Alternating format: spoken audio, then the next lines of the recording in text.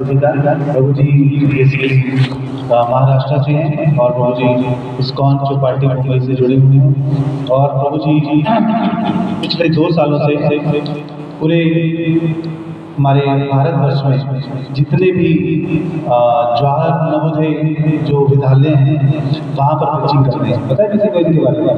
जवाहर नवोदय विद्यालय, जो जवाहर नवोदय विद्यालय हैं they are basically boarding school, government central government boarding school, जो कि पंजाब में कई जगह पर है, पूरे इंडिया में कई जगह पर है। टोटल 700 स्कूल है पूरे इंडिया में। तो प्रभु जी अभी तक 153 मतलब 123 स्कूल्स में जाकर वो प्रीचिंग कर चुके हैं। तो पिछले 2 सालों में वो सिर्फ घूम ही रहे हैं, अलग अलग 17 स्टेट्स में वो घूम चुके हैं। तो 17 स्टेट्स में जाकर वो अलग अलग स्कूल्स में जाकर वो प्रीचिंग कर चुके हैं। तो अभी प्रभु जी यहाँ पर काला सिंह स्कूल में आए हुए थे, तो वहाँ से प्रभु ने हमें कॉन्टैक्ट किया। तो काला सिंह स्कूल में 2 दिन प्रीचिंग करने के बाद प्रभु जी आज का दिन यहाँ पर है। कल से प्रभु जी डिस्ट्रिक्ट कपूरथला का नवोदय विद्यालय है, वहाँ पर जाएंगे प्रभु जी बच्चों को प्रीचिंग करने के लिए। मसीता गाँव है, मसीता में है स्कूल। तो बहुत बड़े स्कूल है, अच्छी एक वहाँ पर बच्चों की कम्युनिटी है। तो बहुत बढ़िया प्रभु जी वहाँ पर खुद भी प्रभु जी वहीं से पढ़े हुए हैं और प्रभु जी ने बीटेक किया हुआ है और प्रभु जी भी वहाँ पर टॉपर हैं, फर्स्ट रैंक है वहाँ पर। तो प्रभु जी ने उसके बाद स्टडीज छोड़कर पिछले 25 सालों से इस्कॉन से जुड़े हुए हैं ऐसे ब्रह्मचारी। तो बहुत बहुत वेलकम प्रभु जी आपका और धन्यवाद, आपने अपना कीमती समय निकाला। हरे कृष्ण। कौन सा श्लोक है? 15 ये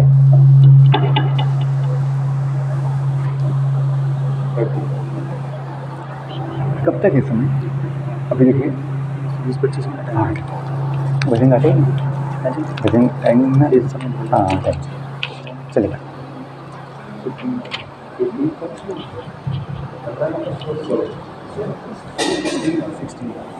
हाँ 16 है।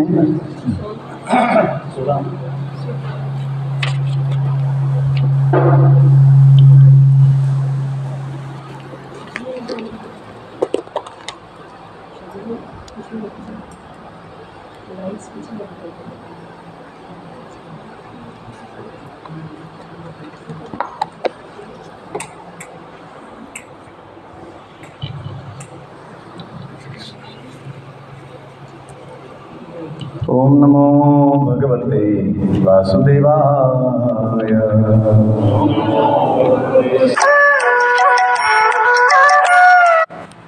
ओम नमो भगवते वासुदेवाय। ओम नमो भगवते वासुदेवाय। नारायणं नमस्कृत्य नरं चैव नरोत्तमं देवीं सरस्वतीं व्यासं ततो जयमुदीरये। नष्टप्रायेषु अभद्रेषु नित्यं भागवत सेवया भगवती उत्तम श्लोके भक्तिर्भवति नैष्ठिकी। कृष्णाय वासुदेवाय कृष्णाय वासुदेवाय देवकी नंदनाय च नंदगोपकुमाराय गोविंदाय नमो नमः। हरे कृष्ण। आप सभी का स्वागत है आज के भागवत कक्षा में। हम श्रीमद् भागवत के स्कंद 3 से पढ़ रहे हैं, अध्याय 2। अध्याय का नाम है भगवान श्री कृष्ण का स्मरण। श्लोक संख्या आज है 16।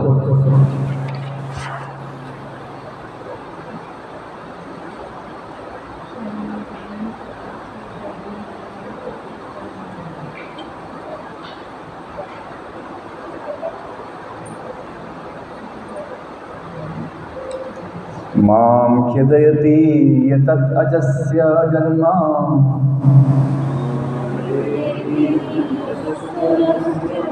मां खेदयति यतद् अजस्य जन्म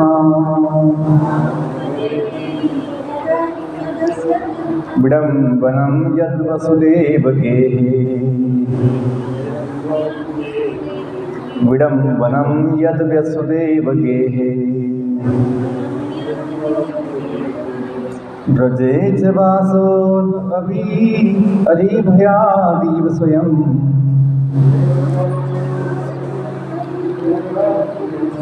ब्रजे च वासो अरिभयादीव स्वयं पुरा निवासिद्यानन्तवीर्या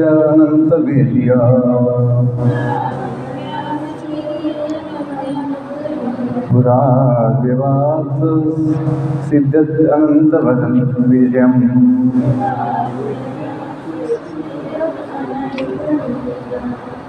शब्दार्थ मां मुझको खेदयति पीड़ा पहुंचाता है यह अजस्य अजन्मा अजन्मा का जन्म विडम्बनम मोहित करना यत जो वसुदेव के घर में ब्रजे वृंदावन में च बी वास निवास री शत्रु के भयात भय से ईव मानो स्वयं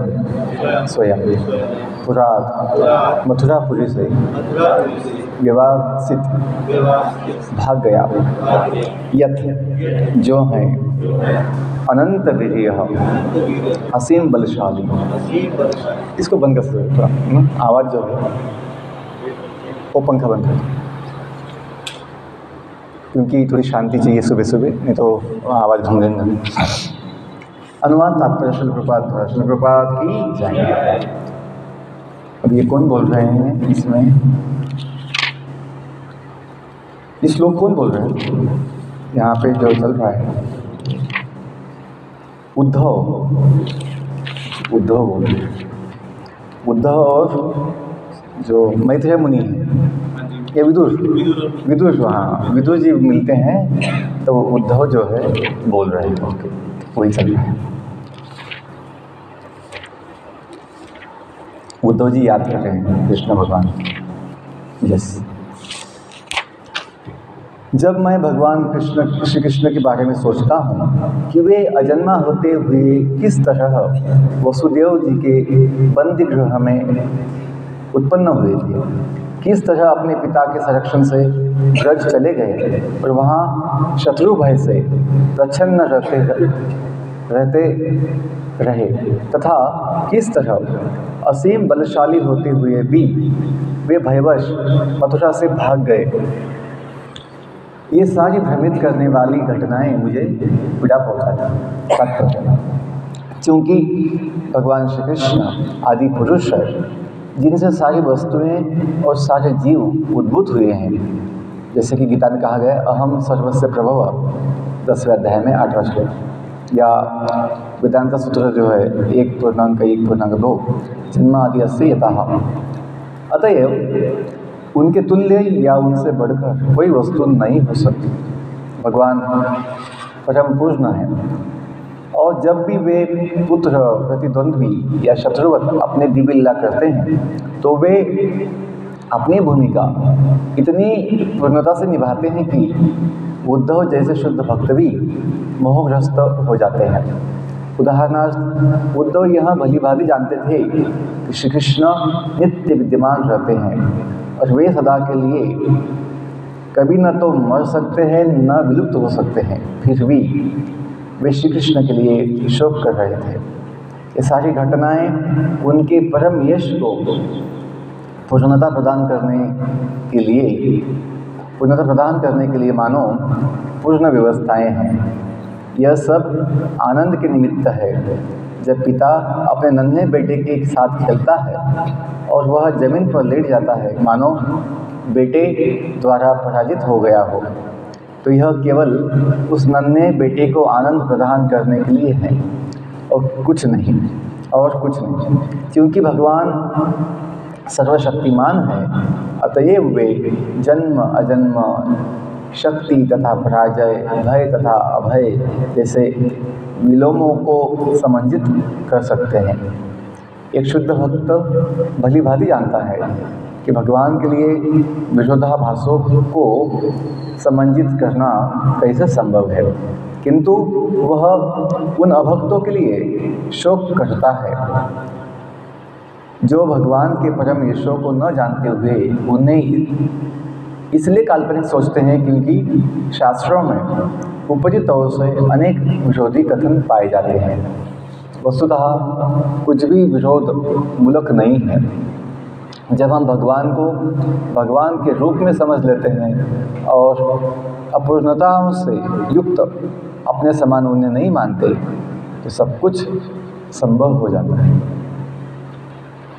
ओम अज्ञानतिमिरन्दस्य ज्ञानाञ्जनशलाकया चक्षुरुन्मिलितं तस्मै श्रीकृष्ण नमो विष्णुपदाय कृष्णपृष्ठाय भूतले श्रीमते भक्तिवेदान्तस्वामिति नामिने नमस्ते सरस्वतीदेवे गौरवाणी प्रचारिणे निर्विशेषशून्यवादी पाश्चात्यदेशतारिणे। जय श्री कृष्ण चैतन्य प्रभु नित्यानंद श्री द्वैत गदाधर श्रीवासादि गौरवृंद। हरे कृष्णा कृष्णा कृष्णा हरे हरे, हरे राम राम राम। पुनः सभी का स्वागत है। आज की भागवत कक्षा में बहुत सुंदर श्लोक है कि जब विदुर जी और उद्धव जी मिलते हैं बद्रीनाथ में, वही मिलते हैं, बद्रीनाथ में मिलते हैं, तो उनका ये संवाद चल रहा है, आदान प्रदान चल रहा है, भगवान श्री कृष्ण का स्मरण चल रहा है। तो यहाँ भगवान उद्धव जी जो है भगवान के विषय में सोच रहे हैं कि भगवान अजन्म होते हुए भी कैसे जन्म लेते हैं माता देवकी के गर्भ से, और सर्वशक्तिमान होते हुए भी कंस के भय से मानो भाग गए, वृंदावन चले गए मथुरा छोड़कर। कि ये भ्रमित करने वाली जो घटनाएं हैं मुझे पीड़ा देती है, ऐसा उनका भाव है, विचार है। तो तत्व ज्ञान हम समझते हैं कि भगवान सर्वशक्तिमान है, भगवान सबके स्वामी हैं, सबके माता पिता है, सबके उगम स्रोत है। लेकिन लीला के लिए भगवान अनेक अनेक रूप लेते हैं, अनेक अनेक जो घटनाएं, जो क्रियाएं हैं करते हैं, कि स्वयं छोटे बालक बन जाते हैं ताकि माता पिता का प्रेम मिले, स्वयं जो है वृंदावन चले जाते हैं ताकि वहाँ का जो ब्रजवासियों का जो प्रेम है उसका भी अनुभव लिए। अभी हम जो स्थिति में हैं, हम इन शुद्ध भक्तों की स्थिति में नहीं हैं। हम इस जगत में मायाबद्ध स्थिति में है। हमें इन सभी बातों का अनुभव तुरंत नहीं होगा, क्योंकि हम इस जगत में जो आए हैं भगवान की सेवा के लिए नहीं आए हैं। जो भी जीव इस जगत में आता है, भौतिक जगत में, वो आता है स्वयं मालिक बनने के लिए आता है।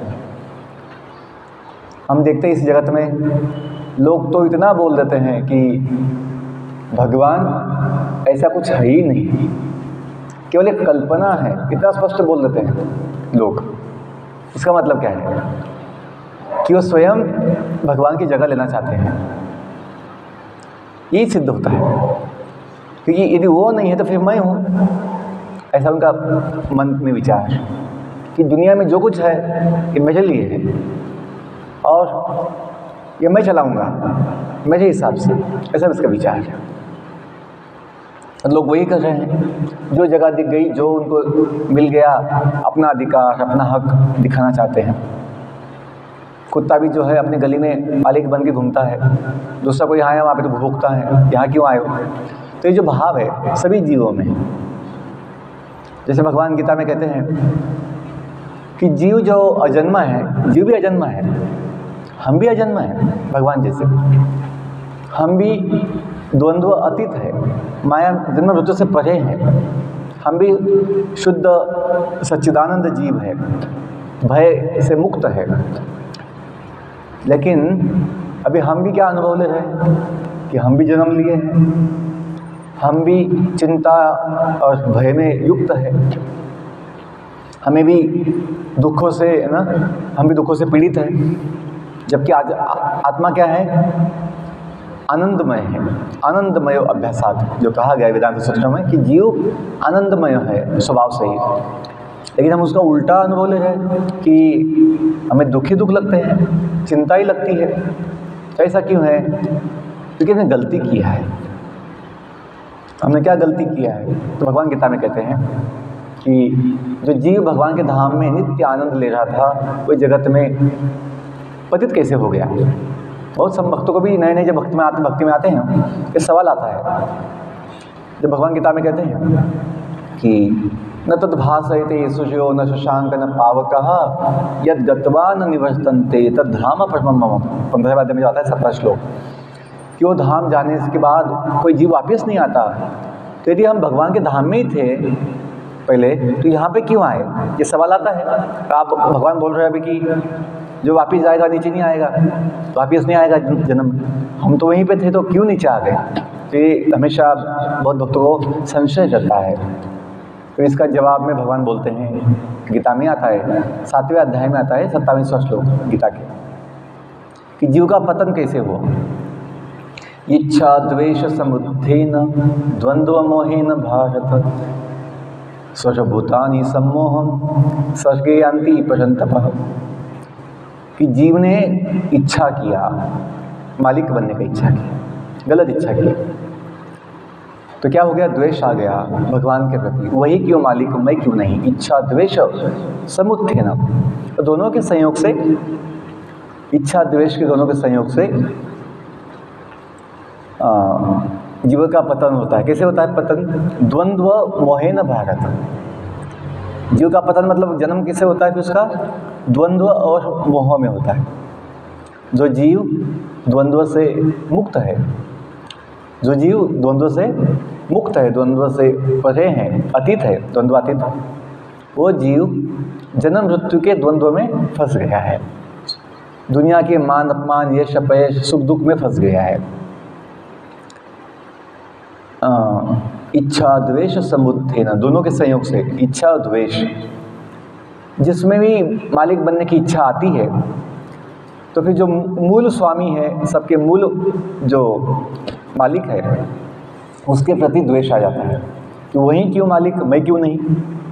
मैं भी बनूंगा, छोटा मालिक बनूंगा, या मैं छोटा भगवान बनूंगा, छोटा भगवान, दुकान का भगवान, अपने मकान का भगवान, अपने शरीर का भगवान, अपने गली का भगवान। ये जो भाव होता है मालिक बनने का भाव, ये संपत्ति मेरी है, ये घर, ये बच्चे, ये समाज मेरा है। तो ये जो रहता है अभिमान, स्वामित्व की भावना, ये हमें भगवान से अलग कर देती है।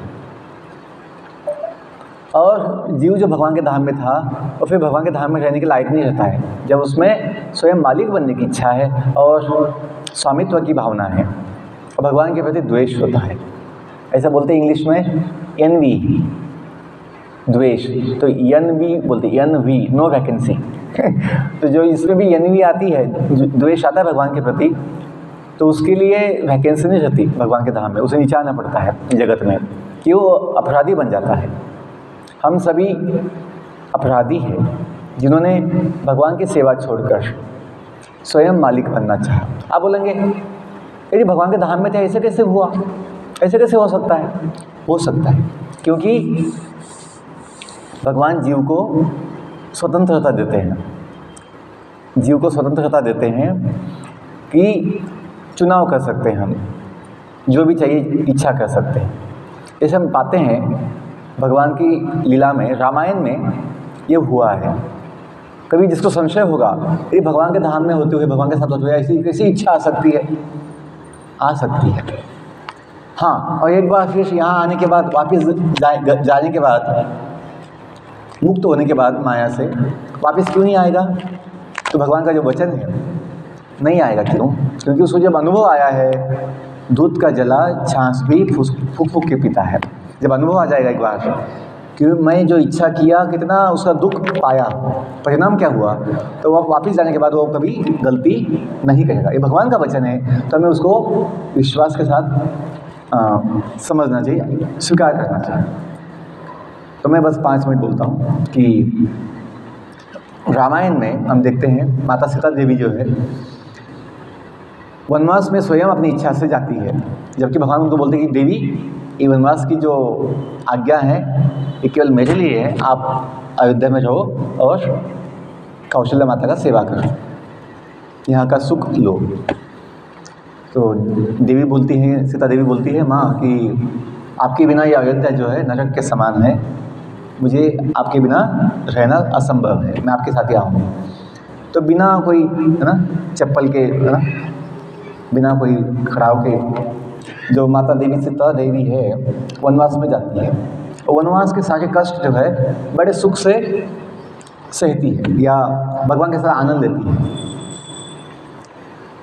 उन्हें कोई दुख नहीं था जब वो भगवान के साथ थी। लेकिन वही सीता देवी जब पाते हैं अंतिम साल में, जब पंचवटी में थे वनवास में दंडकारण्य में, तो मायावी जो था मृग, सुवर्ण मृग जो मारीच बन के आया था रावण की योजना से, वो सुवर्ण मृग देख के उन्होंने इच्छा किया, मोहित हो गई माया मृग से।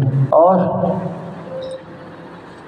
जब भगवान बोले कि देवी ये जो है मायावी है, कोई वास्तविक हिरण नहीं है, उन्होंने जिद किया, हट किया, जिद किया, नहीं मुझे चाहिए, जो भी है मुझे चाहिए। भगवान समझाते कि ये राक्षस है, नहीं जो भी है मुझे चाहिए।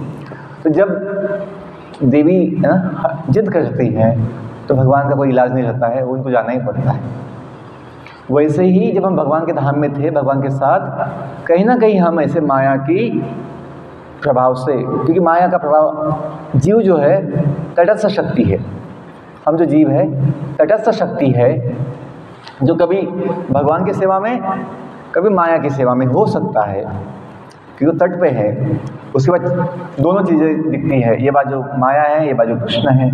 कभी वो माया की ओर आकर्षित होता है, कभी कृष्ण की ओर आकर्षित होता है। एक योग माया है, एक महामाया है, दोनों माया ही है।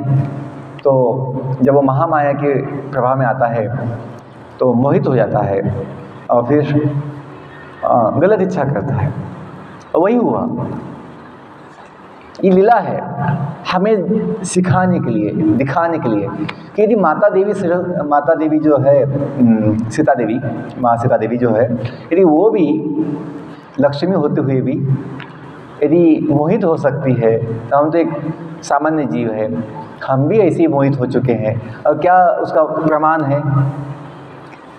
ये जगत में आना हम जगत में आ चुके, मतलब क्या है, मोहित हो ही चुके हैं। अब यदि जाना है तो हमें इतना समझना चाहिए, तो हम गलती किए हैं, मालिक बनने का इच्छा किए हैं। यदि हमें मुक्त होना है सभी समस्या से, उपाय क्या है?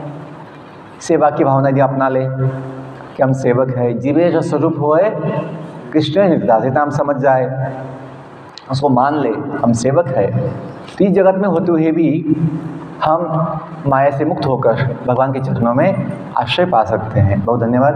हरे कृष्णा कृष्णा कृष्णा हरे हरे, हरे राम राम राम हरे हरे। ये जो चेतना है, ये पाने के लिए जो महामंत्र है, इसका जप सबसे उत्तम उपाय है कि कली काले नाम रूपे कृष्ण अवतार, नाम होते हुए सर्व जगत निस्तार। नाम जप करने से ही हमें भगवान की चरणों की प्राप्ति हो सकती है, जो अपना मूल स्वरूप है उसकी भी अनुभूति हो सकती है। बहुत धन्यवाद। हरे कृष्णा। ग्रंथराज भागवत महापुराण की जय, समवेत घोष भक्त चंद की जय, जगत गुरु श्री प्रभुपाद की जय, परम पूज्य श्री गोपाल कृष्ण गोसाई महाराज की जय, परम पूज्य गोपाल कृष्ण गोसाई महाराज तिरुभाव महोत्सव की जय। हिताय गौर प्रेमानंदे। हरे कृष्ण। बहुत धन्यवाद। आपने विष्णु भागवतम से बहुत ही अच्छी जो लोग रहते हैं भागवतम के वो बताने का प्रयास किया। तो हम लोग बहुत ही भाग्यशाली हैं कि आप जैसे भक्तों का स्थान हमें प्राप्त हो रहा है। तो प्रभु जी कल भी यहीं पर रहेंगे, अभी कल की सुबह 15 पे प्रभु जी विजिट होंगे, तो सभी से निवेदन है कि कल सभी आए और जो बाकी और भी हमारी डिवोटीज है उनको भी सबको बोलें ताकि वो भी प्रभु जी के साथ जो है उसका लेने का सौभाग्य जो प्राप्त कर सके। हरे कृष्ण। शिव भगवान की जय।